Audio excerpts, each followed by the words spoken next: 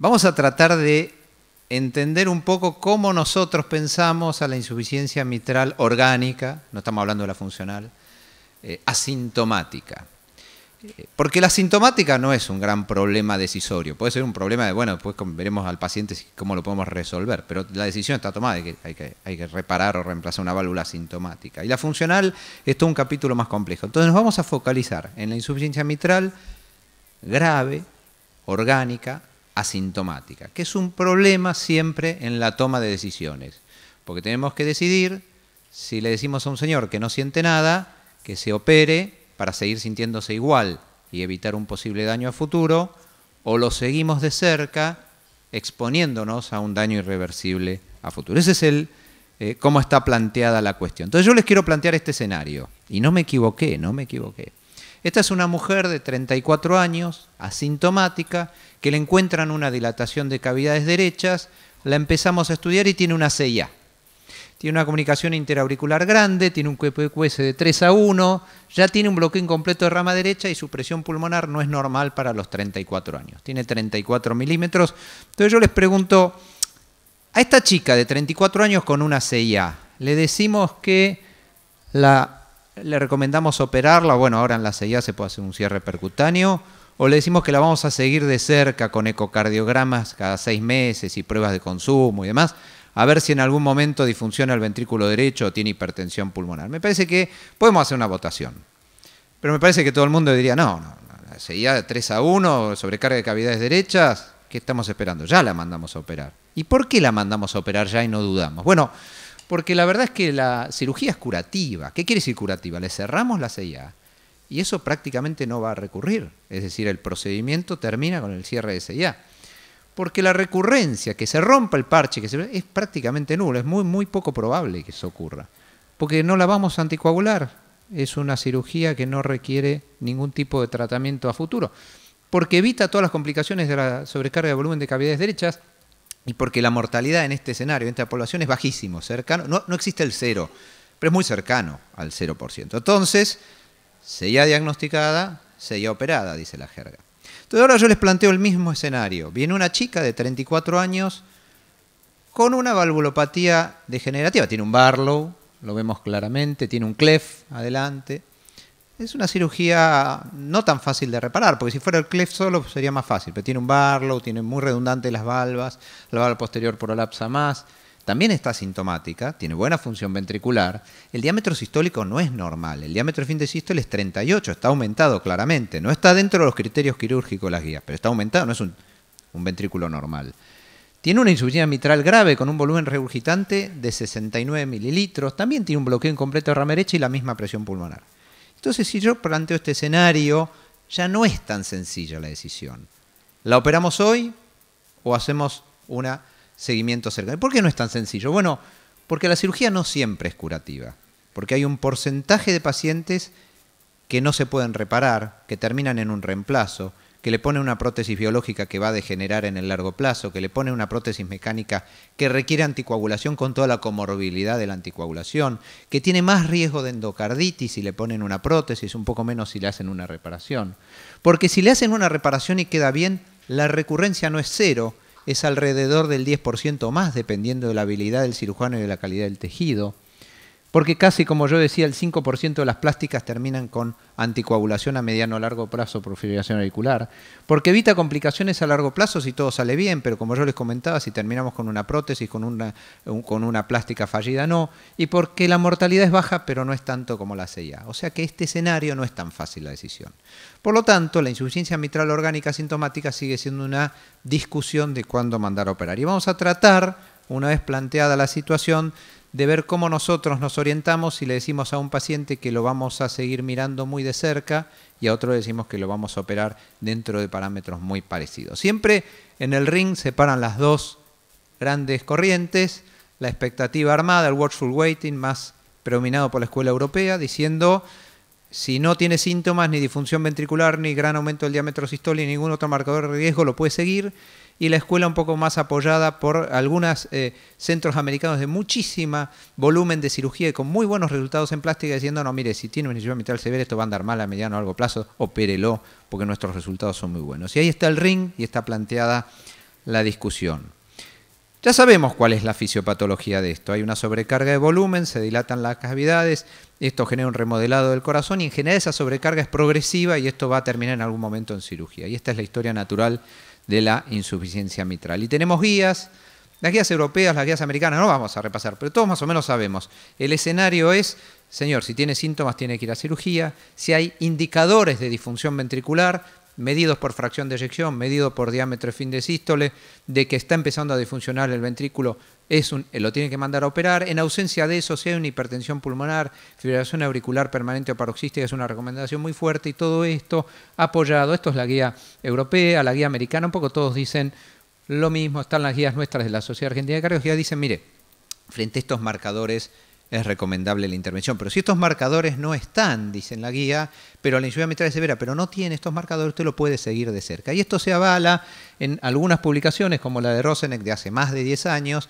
que decía, mire, nosotros con estos parámetros seguimos a los pacientes y no tenía ninguno de estos marcadores clínicos ni ecográficos de riesgo, le iba igual que si lo hubiéramos operado de entrada. Sin embargo, otros grupos, por ejemplo, grupos americanos, dicen, no, mire, en nuestra experiencia, cuando nosotros indicamos una cirugía precoz, le va mucho mejor reparando la válvula que si lo dejamos y lo controlamos de cerca, porque la incidencia de eventos a mediano o largo plazo es mucho mayor, como vamos a ver. Entonces, ¿cuál es la ventaja de la cirugía precoz? Cirugía precoz significa insuficiencia mitral grave, orgánica, reparable, vamos a cirugía ya. ¿Cuál es la ventaja? Bueno, es curativa, si todo sale bien, como yo comentaba, en un porcentaje elevado, pero no en el 100%. Reduce significativamente la probabilidad de una disfunción ventricular encubierta a futuro y reduce la morbimortalidad. ¿Cuáles son las desventajas? Bueno, una mortalidad quirúrgica puede ser muy baja, pero depende de la población, porque así como tenemos una chica de 34, tenemos un señor de 79 y la mortalidad, por supuesto, no es lo mismo. Que la falla de plástica es, como yo les comentaba, cercana al 10% a 10 años y esto depende mucho del tipo de patología que estemos tratando. No es lo mismo un prolapso, una fibroelástica valva posterior aislada, que un Barlow con enfermedad de toda la válvula. No es lo mismo una perforación de una endocarditis que una ruptura de cuerdas. Son escenarios totalmente diferentes. E indudablemente, siempre el temor nuestro cuando indicamos una cirugía precoz o una cirugía en paciente asintomático es que no se pueda reparar y termine en un reemplazo, lo cual es agregarle un problema al paciente, por todo lo que ya más o menos dijimos. Entonces, cuando indicamos una reparación precoz en paciente asintomático, cuando el paciente es de muy bajo riesgo quirúrgico, con un equipo quirúrgico altamente entrenado, nosotros lo tenemos, pero a veces le recomendamos una intervención a un paciente que nos consulte y no sabemos dónde se va a operar. Entonces, tenemos que saber si el centro y el cirujano están entrenados en eso, si la factibilidad anatómica de esa válvula, es decir, de esa patología es reparable más del 90%, y esto depende de dos escenarios claramente asociados. ¿Qué patología tiene y qué cirujano lo va a operar? Si está entrenado en reparar esa válvula y, por supuesto, la disponibilidad de un equipo de transesofágico intraoperatorio, y no hablamos solo del equipo del operador, muy entrenado en detectar la patología, ayudar al cirujano, definir si quedó bien y si no quedó bien, dónde está el problema para poder resolver la situación. Un poco, ¿qué dice Sarano? Sarano es uno de los más defensores de la intervención precoz. Dice, mire, todos los pacientes con insuficiencia mitral grave orgánica van a requerir cirugía a mediano o largo plazo y ese porcentaje está alrededor del 20% por año. O sea que si usted espera, en algún momento va a terminar en cirugía, si la sobrevida del paciente lo permite, por supuesto. Dice otra cosa que es muy importante. Cuando uno habla de consensos, la indicación clase 1 en realidad es una cirugía de rescate. Ya ese paciente llegó tarde. Y ahora vamos a mostrar por qué lo dice, porque hay todo un fundamento. Es decir, él dice, cuidado, las indicaciones clase 1 de consenso es en pacientes que ya se pasaron.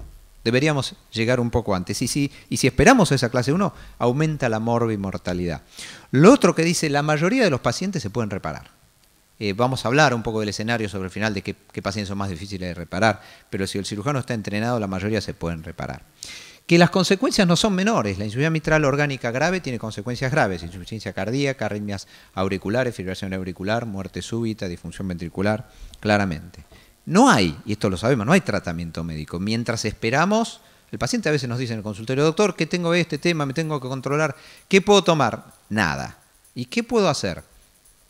Nada. ¿Y cómo puedo? Nada. No hay algo que a nosotros nos permita, y eso nos genera mucha ansiedad como médicos, enlentecer, disminuir, retrasar la progresión de la enfermedad. De hecho, hay bastante información de que el tratamiento vasodilatador no solo no es beneficioso, sino que puede ser perjudicial en este escenario. O sea que nada, no hay tratamiento médico.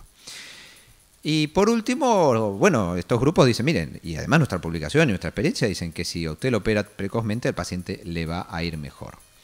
Y esto es lo que dice Sarano, mire, si yo me baso en las guías, esto es una cohorte de ellos, de un gran número de pacientes, si yo me baso en las guías, cuando el paciente se operó por una indicación clase 1, la sobrevida libre de eventos a 20 años fue esta. O sea, esperé a la disfunción ventricular, a los síntomas o al aumento del diámetro de fin de sístole. Si yo me guío en las indicaciones clase 2A, o sea, no tiene disfunción ventricular, ni un diámetro de más de 40, ni síntomas, pero espero a la fibrilación auricular o la hipertensión pulmonar, le va un poco mejor, pero esta es la sobrevida, 40%, 20%. Ahora, si yo lo espero precozmente sin que aparezcan todos estos marcadores, o sea, no espero ni las indicaciones clase 1 ni 2A, la sobrevida es mucho mejor. Entonces ellos dicen, cuando usted espera la indicación clase 1, está llegando tarde y esto es una cirugía de rescate y no es una cirugía de reparación precoz. ¿Cuáles son los factores pronósticos más importantes? Bueno, claramente los síntomas, la disfunción ventricular, y cuando aparecen el riesgo de insuficiencia cardíaca es 2 veces y media más que si no estuvieran, y la mortalidad es casi el doble, y cuando uno espera las indicaciones de clase 2A, es decir, fibrilación auricular, hipertensión pulmonar, prácticamente el doble de insuficiencia cardíaca y 1 vez y media, un 50% más de mortalidad. No es menor este tema. Claro, estamos hablando de centros como la Mayo Clinic, como la Cleveland Clinic, que tienen una altísima experiencia, cirujanos muy entrenados, con una factibilidad plástica muy elevada, con muy buenos resultados quirúrgicos a mediano y largo plazo. El tema es si eso es reproducible en el centro en donde cada uno trabaja.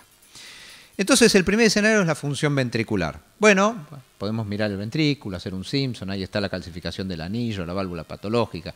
Bueno, sabemos claramente que si el paciente tiene síntomas en el mediano o largo plazo le va a ir peor, pero también la incidencia de insuficiencia cardíaca va a depender de la fracción de eyección. Si la fracción de eyección está deprimida, claramente esos pacientes, aunque se los intervenga, le va a ir peor tanto en función ventricular como en el desarrollo de insuficiencia cardíaca a mediano o largo plazo. Por eso es tan importante hacer una exhaustiva evaluación de la función ventricular, y por eso yo decía cuando hablaba de multiimagen y Julia me preguntaba, nosotros hacemos ecocardiografía todos los días, pero cuando tenemos alguna duda de la función ventricular de la fracción de eyección, pedimos una resonancia, que es el gol estándar para evaluar volúmenes y fundamentalmente fracción de eyección. ¿Por qué?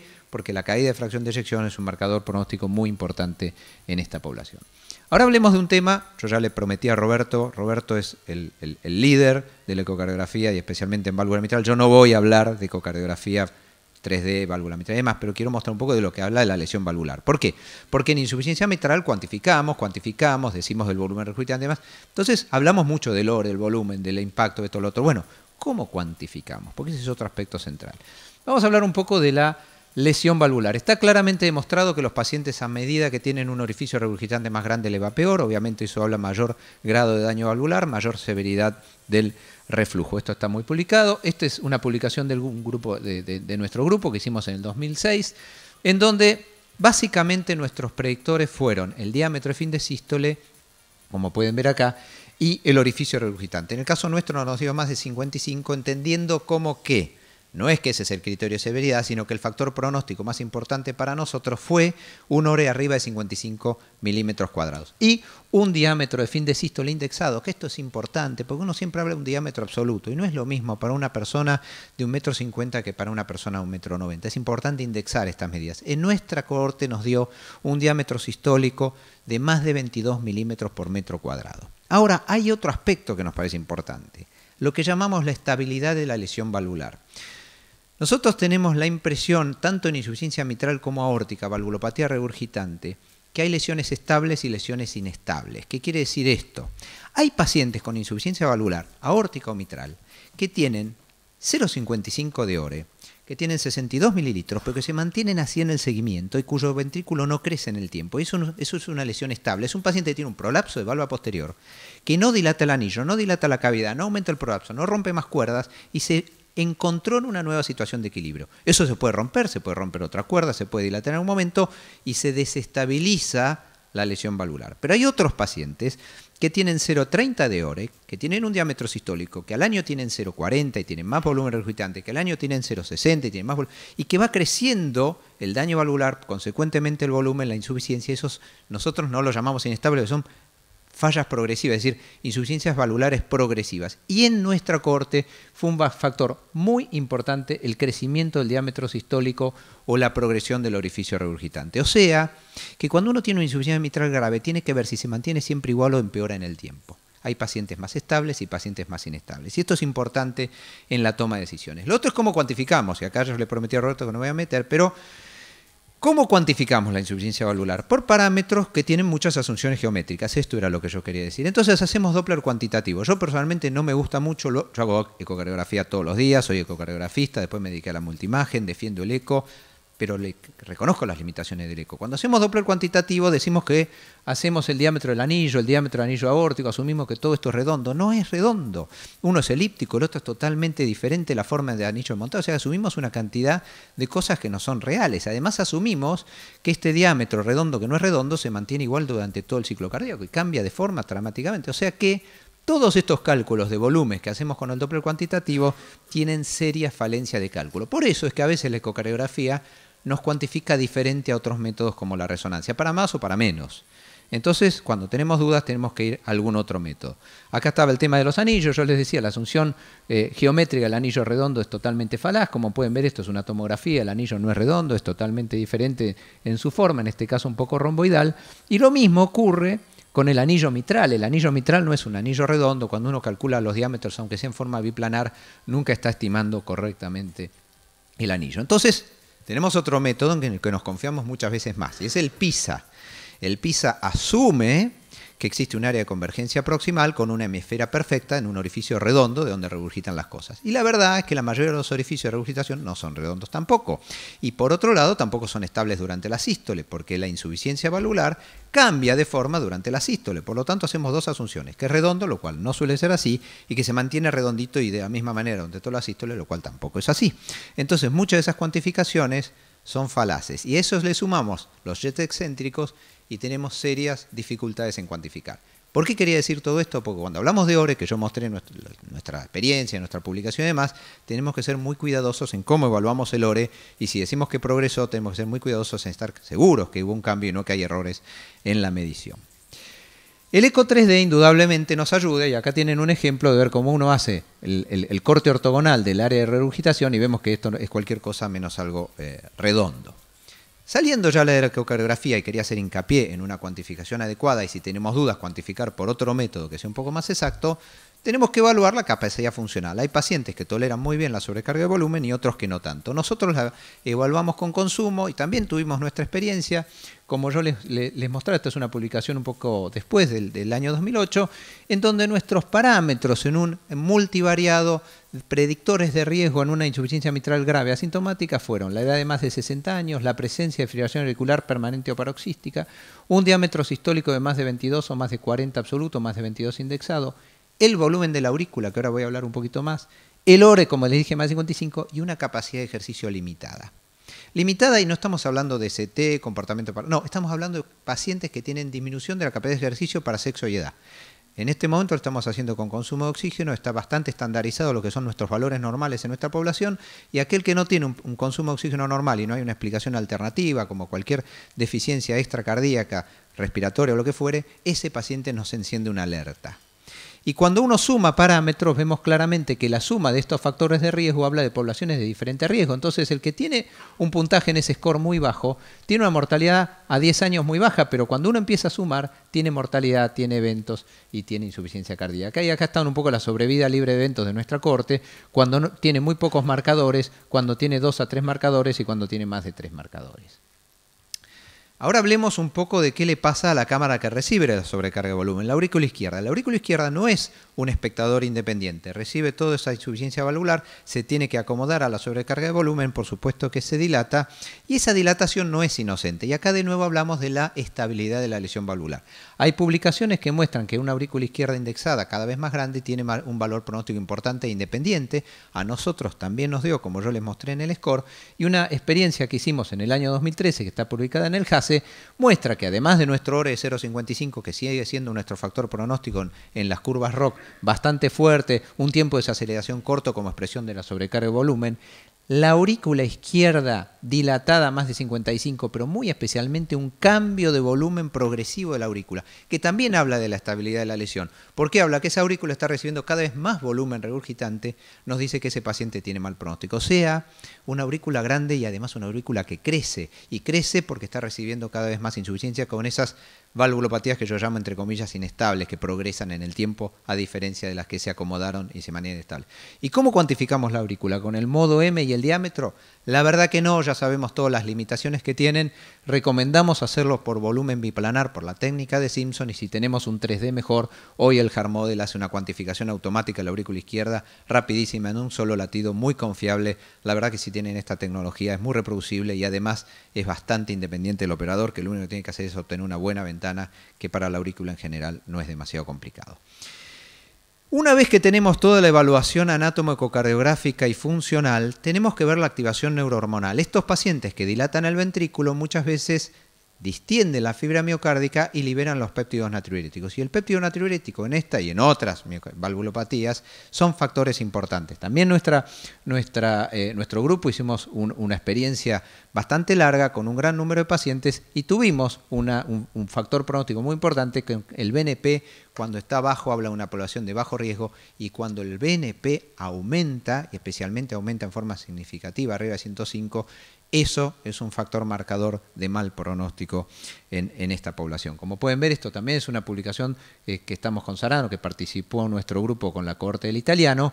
Los pacientes que tienen un BNP basal similar al valor de corte normal, es decir, menos de 1.1 el ratio comparado con los normales, tienen muy bajo riesgo, y a medida que este índice aumenta, el riesgo aumenta. O sea que la activación del BNP, el aumento del BNP, es un factor de mal pronóstico. Y de nuevo, y yo hablo de la estabilidad de la lesión, un BNP alto, pero que se mantiene siempre igual, habla de una población de más riesgo, pero un BNP alto que crece en el tiempo habla de una población de todavía mayor riesgo. O sea que hay tres tipos de respuestas del BNP. El BNP normal, que es la población de menor riesgo.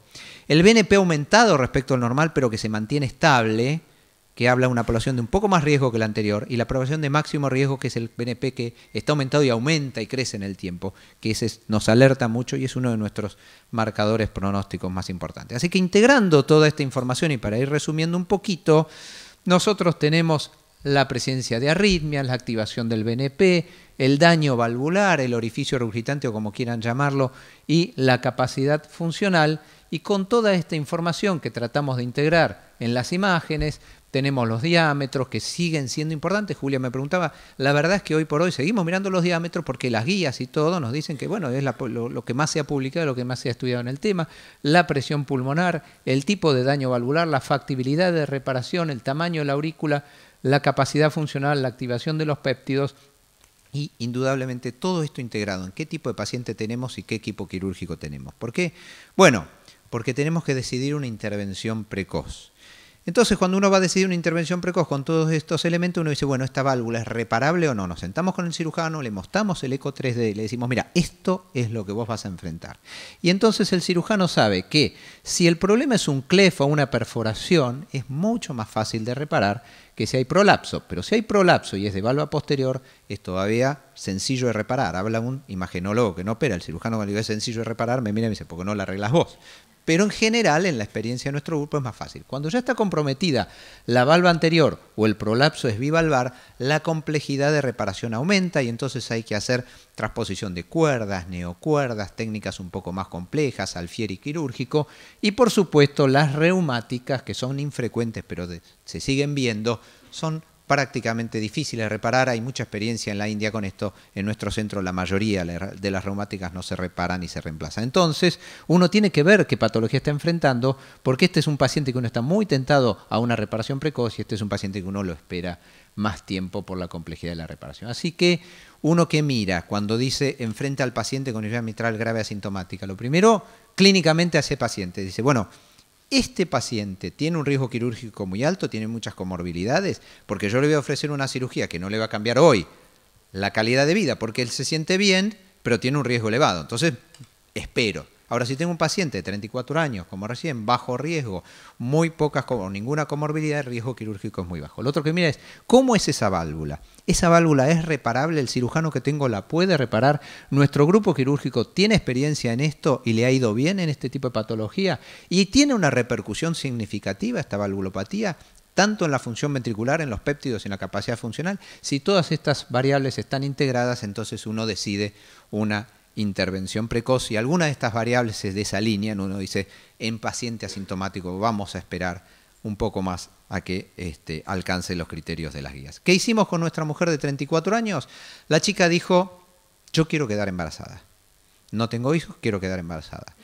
Estaba asintomática, buen consumo, y dijimos, muy bien, si le indicamos hoy la cirugía y sale todo bien, no hay problema. Pero si algo pasa y hay que poner una prótesis, va a ser un gran problema. Si le ponemos una mecánica, un embarazo con prótesis mecánica es complicadísimo, y una biológica la condenamos a una reoperación. Como estaba asintomática y con buen consumo, se planificó el embarazo, tuvo suerte de embarazarse sin problemas. Las insuficiencias valvulares suelen tolerar muy bien el embarazo en pacientes asintomáticos, cursó su embarazo muy bien, tuvo su bebé hermosa, y después de un puerperio normal, nos sentamos y dijimos, creemos que llegó el momento de la reparación, estuvo de acuerdo. Fue una cirugía compleja, como yo les comentaba, había un clef, un Barlow, así que se puso un anillo, se pusieron algunas neocuerdas y se hizo un alfieri quirúrgico.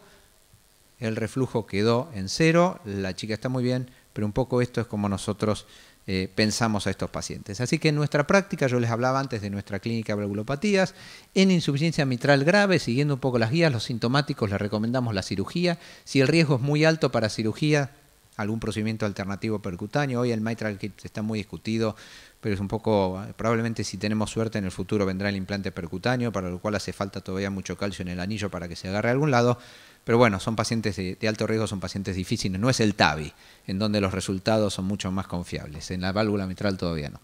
En el asintomático, si hay disfunción ventricular por cualquiera de los parámetros que dijimos, no dudamos en ir a cirugía. Si la función ventricular es normal, evaluamos todos los otros marcadores de riesgo, la activación del BNP, la capacidad de ejercicio, la presencia de arritmias en el Holter, y si tenemos dudas con la función ventricular, hacemos lo mismo y agregamos la resonancia, y en base a esto definimos para dónde vamos. Así que el mensaje final es, la mayoría de los pacientes con insuficiencia mitral orgánica, esto lo dijo Sarano, estamos de acuerdo, en algún momento van a requerir cirugía. Por supuesto, si tienen 89 años, uno es mucho más conservador porque piensa que la biología y la evolución natural pueden a veces hacer que ese paciente termine en un desenlace por otra situación que no sea la válvula mitral. Pero si es una persona de 34 años, decimos, la expectativa de vida es muy larga, esto en algún momento va a terminar mal.